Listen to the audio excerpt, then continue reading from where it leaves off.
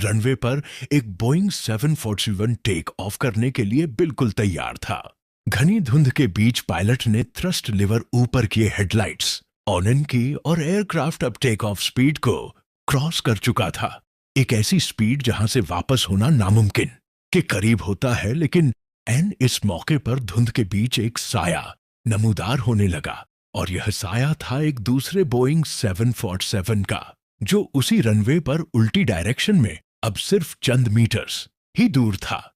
इसके बाद जो हुआ उसको इमेजिन करना भी काफी मुश्किल है। सवाल यह है कि आखिर नौबत यहां तक पहुंच कैसे गई है यार? ट्रैफिक कंट्रोलर क्या कर रहा था और कौन सी एक छोटी सी गलती थी जिसने जन्म दिया एविएशन हिस्ट्री के सबसे खतरनाक हादसे को? यह दुख भरी रुदाद पेश आई स्पेन कैनरी आइलैंड्स में, जिसे दुनिया आज टेनरिफ एयरपोर्ट डिजास्टर के नाम से याद करती है।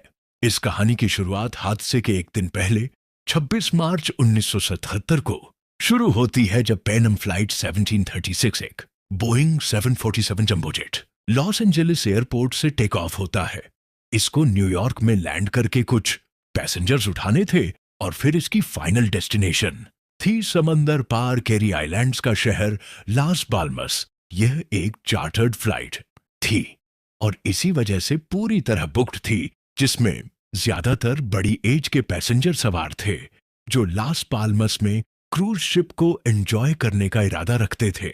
लास पाल्मस कैनरी आइलैंड्स का कैपिटल है, जो मोरक्को की कोस्ट से तकरीबन 100 किलोमीटर दूर स्पेन का सबसे सदर्न पार्ट है। यह जगह अपने ट्रॉपिकल मौसम की वजह से दुनिया भर में काफी फेमस है, लेकिन 1977 में कैनरी आइलैंड्स की खूबसूरत डाल के पीछे एक पॉलिटिकल टेंशन छुपी थी। यहां एक ग्रुप जिसको MPAIAC कहा जाता था, स्पेन से कैनरी आइलैंड्स की आजादी के लिए आवाज उठा रहा था और अपनी इस कैंपेन के लिए अक्सर यह ग्रुप वायलेंस का सहारा भी लेता। और इसी तरह के ही एक वायलेंट इवेंट से इस खतरनाक हादसे की शुरुआत होती है।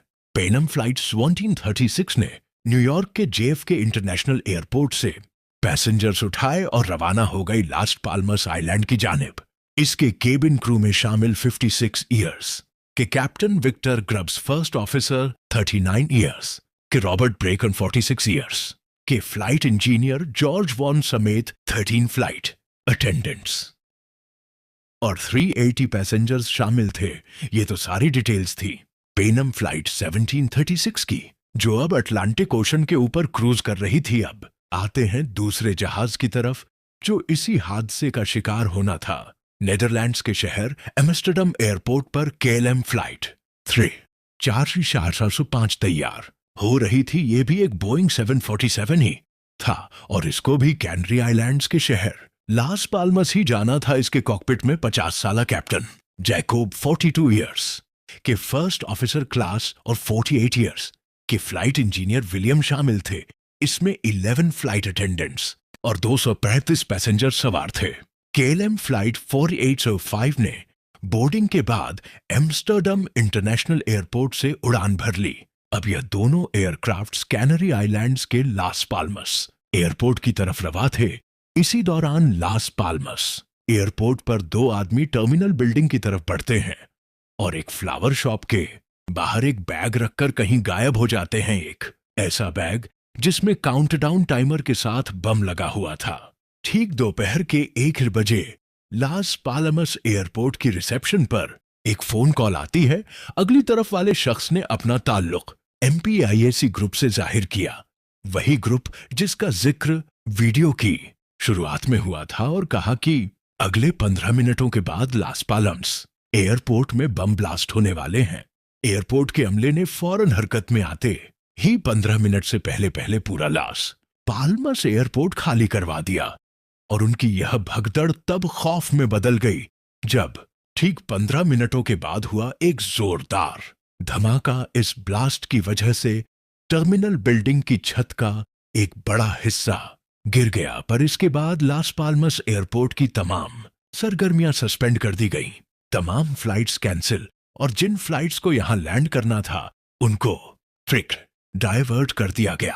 कुछ देर बाद एम्स्टर्डम से आने वाली KLM फ्लाइट 4805 लास पाल्मर्स के करीब पहुंच चुकी थी, पर एयर ट्रैफिक कंट्रोलर ने उनको एयरपोर्ट पर होने वाले धमाके की इत्तला दी और फ्लाइट को टेनरिफ आइलैंड के एयरपोर्ट पर लैंड करने की हिदायत दी, जो यहां से 110 किमी दूर था। केएलएम के कैप्टन ने मजीद 25 मिनट की उड़ान के बाद दोपहर 1:08 पे टेनरिफ एयरपोर्ट के रनवे 30 पर लैंड कर लिया। ठीक उसी वक्त न्यूयॉर्क से आने वाली पेनम फ्लाइट 736 भी पाल्मर्स के करीब पहुंच चुकी थी और उसको भी टेनरिफ एयरपोर्ट पर डाइवर्ट कर दिया गया। इस वक्त तकरीबन तमाम फ्लाइट्स को ही टेनरिफ एयरपोर्ट पर डाइवर्ट किया जा रहा था, क्योंकि यही सबसे करीबी एयरपोर्ट था। अब देखते ही देखते टेनरिफ एयरपोर्ट पर रश बढ़ रहा था। आपको यहां बताते चल कि टेनरिफ एयरपोर्ट पहाड़ी इलाके में वाकई एक छोटा सा एयरपोर्ट है।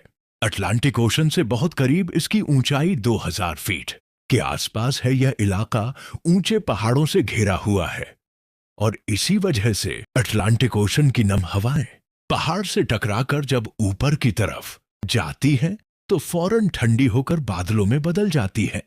और यह सब यहां अचानक होना बहुत ही नॉर्मल है। जब पेनम फ्लाइट और केएलएम फ्लाइट ने टेनरिफ एयरपोर्ट पर लैंड किया तो विजिबिलिटी बिल्कुल ठीक थी, लेकिन अब अचानक यहां की विजिबिलिटी बादलों की वजह से कम हो चुकी थी। जब बादल रनवे पर होते तो विजिबिलिटी 63 मीटर तक कम हो जाती और दूसरे ही लम्हे 2 किमी दूर तक सब कुछ क्लियर नजर आने लगता। अब यहां एयरपोर्ट पर इनको कितनी देर रहना था ये फिलहाल कंफर्म नहीं था। पैसेंजर्स को उतार दिया गया ताकि वह लंबी फ्लाइट के बाद थोड़ा फ्रेश हो सके। इतनी देर केएलएम फ्लाइट 4805 जिसको वापस एम्स्टर्डम जाना था, उन्होंने अपना फ्यूल टैंक यहीं पर रिफिल करवाने का सोचा ताकि लास पाल्मस एयरपोर्ट वापस खुले तो वहां पर रिफ्यूलिंग में टाइम जाया ना हो। अभी उन्होंने रिफ्यूलिंग शुरू ही की थी कि लास पाल्मस के खुलने की खबर आ गई। दोनों फ्लाइट्स ने पैसेंजर्स दोबारा ऑन बोर्ड किए, लेकिन केएलएम की रिफ्यूलिंग की वजह से टैक्सी वे ब्लॉक्ड था। टेनरिफ एयरपोर्ट एक छोटा एयरपोर्ट है जहां सिर्फ एक रनवे, एक टैक्सी वे और एक एप्रन है जहां टर्मिनल बना हुआ है, जो आप इस एनिमेशन में देख सकते हैं। यहां पर इतना ज्यादा रश होना काफी एबनॉर्मल था, और वह भी बोइंग के जंबो जेट्स का रश। केएलएम फ्लाइट 4805 की रिफ्यूलिंग की वजह से पेनम एयर टर्मिनल से निकलकर रनवे पर नहीं जा सकती थी। तभी उनको कहा गया कि जब तक केएलएम की रिफ्यूलिंग पूरी नहीं हो जाती उन्हें टर्मिनल के पास ही वेट करना होगा। 4:45 पे के एलएम की रिफ्यूलिंग खत्म हो गई और कैप्टन ने टैक्सी वे से हटने की तैयारी शुरू कर दी। अब क्योंकि एप्रन दूसरे जहाजों से भरा हुआ था जो टैक्सी वे को भी ब्लॉक किए हुए थे, तभी टेक ऑफ के लिए रनवे के ईस्ट एंड तक जाने के लिए कंट्रोलर ने केएनएम के पायलट्स को, जो टैक्सी वे के बिल्कुल वेस्ट साइड पर पार्क था, इंस्ट्रक्शंस दी कि वह रनवे पर ही टैक्सी करते हुए एक्सट्रीम ईस्ट एंड पर जाकर यूं हंचा इटाहीडीग टर्न लेकर टेक ऑफ की तैयारी करें। जब केएलएम 4805 ने टैक्सी करना शुरू किया तो कंट्रोलर ने पेनम एयर को इंस्ट्रक्शंस दी कि वह रनवे पर ही केएलएम को फॉलो करें, लेकिन C3 एग्जिट से टैक्सी वे पर चढ़ जाएं, क्योंकि इसी रनवे पर केएलएम 4805 को टेक ऑफ करना था। विजिबिलिटी काफी कम थी और हर गुजरते मिनट मजीद रही थी। केएलएम 4805 ने टैक्सी करते हुए पूरे रनवे को क्रॉस किया और ईस्टर्न एंड पर आकर 160 का टर्न लेकर टेक ऑफ पोजीशन में आ गई। पेनम एयर के पायलट्स ने भी रनवे पर टैक्सी करना शुरू किया, लेकिन धुंध की वजह से वो C1 और C2 एग्जिट्स को तो देख पाए, लेकिन C3 एग्जिट उनसे मिस हो गई, क्योंकि C3 एग्जिट वापस एप्रन की तरफ जा रही थी। शायद इसी वजह से वह C3 को देख ही नहीं पाए। दूसरा, टेनरिफ एयरपोर्ट पर साइन मार्क्स की भी कमी थी। रनवे एग्जिट्स के लिए टार्मिक पर ही इशारे लगाए जाते हैं, लेकिन यहां पर ये साइन मार्क्स मिसिंग थे। जब पेनम फ्लाइट 736 सीटाडो को क्रॉस कर रही थी, उसी वक्त केएलएम 4805 के कैप्टन ने कंट्रोल टावर से टेक ऑफ की परमिशन मांगी और यहीं से बैक टू बैक कंफ्यूजन्स का एक सिलसिला शुरू हो गया। कंट्रोल टावर से यह दोनों जहाज धुंध की वजह से नजर नहीं आ रहे थे और ना ही इस एयरपोर्ट पर रेडार सिस्टम इंस्टॉल था। इस मौके पर कंट्रोल टावर ने केएलएम को बताना शुरू किया कि टेक ऑफ के बाद उनको कौन सा रूट लेना है, लेकिन इस मैसेज में कहीं भी उनको टेक ऑफ की परमिशन नहीं दी गई, पर केएलएम ने समझा कि शायद उनको टेक ऑन ऑफ की परमिशन मिल चुकी है, और केएलएम के कैप्टन ने जवाब दिया, we are at take off. अब असल में उन्होंने we are at take off बोला या वी आर टेकिंग ऑफ बोला, यह अभी तक क्लियर नहीं है, लेकिन इसके जवाब में कंट्रोल टावर ने बोला ओके। पर चंद सेकंड्स के गैप के बाद कंट्रोल टावर ने क्लियर कर दिया, stand by for take off, I will call you. भी एक बहुत अहम मैसेज था जिसमें क्लियर बताया गया था कि अभी टेक ऑफ नहीं करना, पर यह मैसेज केएलएम के कॉकपिट तक पहुंचा ही नहीं, क्योंकि एन इस वक्त रनवे पर ही C3 के करीब पैनम फ्लाइट 736 के पायलट जो ये सारी कन्वर्सेशन सुन रहे थे, उन्होंने भी एक मैसेज रिले किया, we are still downed. Runway यानी कंट्रोल टावर का केएलएम को स्टैंड बाय रहने का मैसेज और पैनम का मैसेज दोनों एक ही वक्त में रिले हुए, जिसकी वजह से केएलएम के कॉकपिट में सिर्फ एक डिस्टॉर्शन जैसी आवाज सुनाई दी, पैनम फ्लाइट 736, जो अब अनजाने में C3 को क्रॉस कर चुकी थी।